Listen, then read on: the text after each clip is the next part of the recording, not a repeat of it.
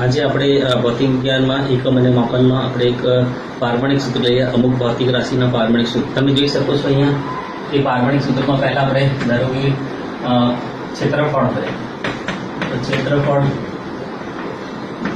જે એકમ છે મીટરનો વર્ગ, એટલે એનું પારમાણિક સૂત્ર છે m0 L2 p0.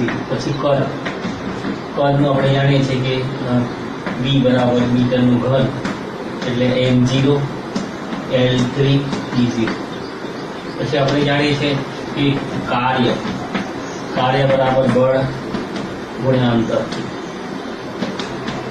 તો બળનું આપણે જાણીએ છીએ કે કિલોગ્રામ મીટર પર સેકન્ડનું વર્ગ, અંતર એટલે મીટર, એટલે અહીં આવશે કિલોગ્રામ મીટરનો વર્ગ છેદમાં સેકન્ડનો સ્ક્વેર, એટલે m1 L2 t - 2. પછી આવે છે પાવર,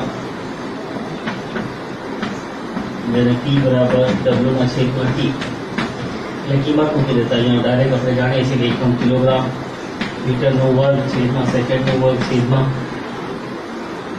સેકન્ડ, એટલે આવશે m1 L2 t - 3.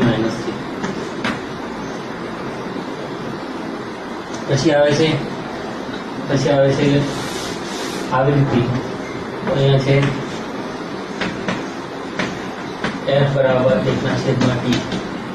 t એટલે સેકન્ડ, એટલે એનું શું થયા m0 L0 t - 1. પછી આવે છે આપણે જાણીએ છીએ કે દબાણ બરાબર બળ ભાગ્યા ક્ષેત્રફળ.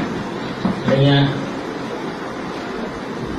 આપણે લખી શકાય છે F એટલે કિલોગ્રામ મીટર પર સેકન્ડનો વર્ગ છેદમાં મીટરનો વર્ગ, એટલે અહીંયા આવશે કિલોગ્રામ મીટર ઓછા સેકન્ડ ઓછા મીટર બરાબર m1 L - 1 t - 2.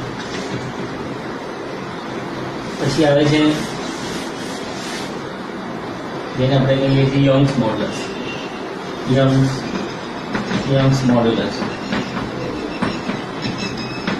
y બરાબર પ્રતિબળ, જેને આપણે સ્ટ્રેસ પર કહીએ છીએ, સ્ટ્રેસ વર્સેસ અપોન સ્ટ્રેન, વિકૃતિ. કિંમત મૂકી દેતા એટલે સ્ટ્રેસ આપણે જાણીશું બળ ભાગ્યા ક્ષેત્રફળ, વજન ભાગ્યા અને છેદમાં ડેલ્ટા L ના છેદમાં L, એટલે અહીંયા આવશે એનો m1 L - 1 t - 2. અને સોલ્વ કરતા તો દબાણનું જે છે એ જ આવશે. આનું એકમ શૂન્ય થઈ જાય એટલે પારમાણિક સૂત્ર m0 L0 t0 આવી ગયું.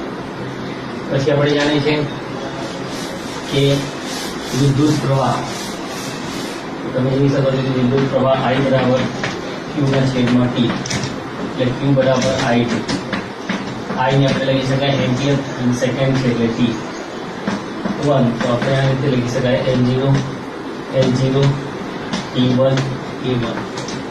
પછી આવે છે b વિદ્યુત સ્થિતિમાનનો તફાવત,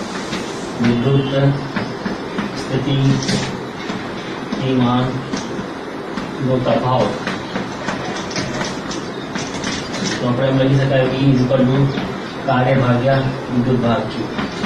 કાર્ય આપણે જાણીએ છીએ જૂલ, જે કે કિલોગ્રામ મીટરનો વર્ગ સેકન્ડનો વર્ગ છેદમાં એમ્પિયર ઇન્ટુ સેકન્ડ. આની આપણે એકમ લખી દેતા એટલે m1 L2 t - 2 છેદમાં a1 t1, એટલે છેદમાં હોય તો અંશમાં જાય તો ઓછા, વત્તા હોય તો ઓછા થઈ જાય, એટલે આપણે લખી શકાય છે m1 L2 t - 3 a1 - 1. પછી આવે છે અવરોધ. આપણે લખી શકાય છે અવરોધ R બરાબર v ના છેદમાં I.